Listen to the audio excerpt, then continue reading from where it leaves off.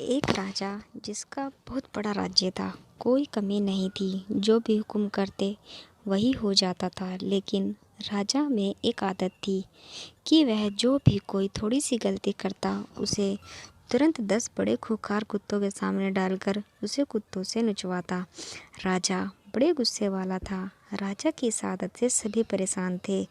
राजा का मंत्री भी राजा की इस आदत की आलोचना करता था। एक दिन उसी मंत्री से कोई गलती हो गई। राजा को गलती का पता चला तो राजा ने तुरंत हुक्म दिया कि जाओ, मंत्री को कुत्तों के सामने ले जाओ। मंत्री ने राजा से गलती की माफ़ी मांगी, लेकिन राजा ने कुछ नहीं सुना और कहा कि जो कह दिया सो कह दिया, और सिपाहियों से कहा ले जाओ कुत्तों के बाड़े में। मंत्री ने कहा ठीक है राजा जी, लेकिन मेरी आखिरी इच्छा तो मान लो। राजा ने कहा ठीक है, बताओ अपनी आखिरी इच्छा।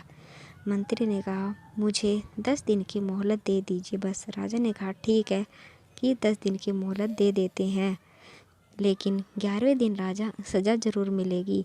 मंत्री 10 दिन तक राजा के पास नहीं आया और 11वें दिन राजा के सामने पेश हो गया। राजा ने मंत्री को देखा और सिपाहियों से कहा जो सज़ा रखी थी मंत्री के लिए उसे पूरी की जाए। सिपाही मंत्री को कुत्तों के बाड़े में लेकर गए।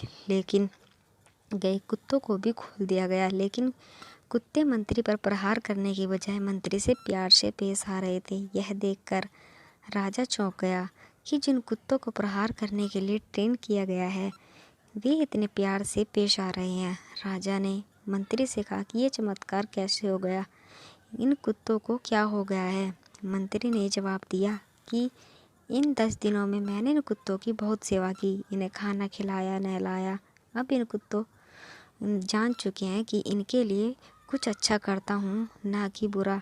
ये मुझ पर प्रहार नहीं करेंगे। मैंने आपकी इतने दिनों से सेवा की है, फिर भी आप मेरी एक गलती को माफ़ नहीं कर सके। इससे ज़्यादा अच्छे तो ये कुत्ते हैं जो अच्छा और बुरे को पहचानते हैं। राजा यह सब देखकर बड़ा शर्मिंदा हुआ।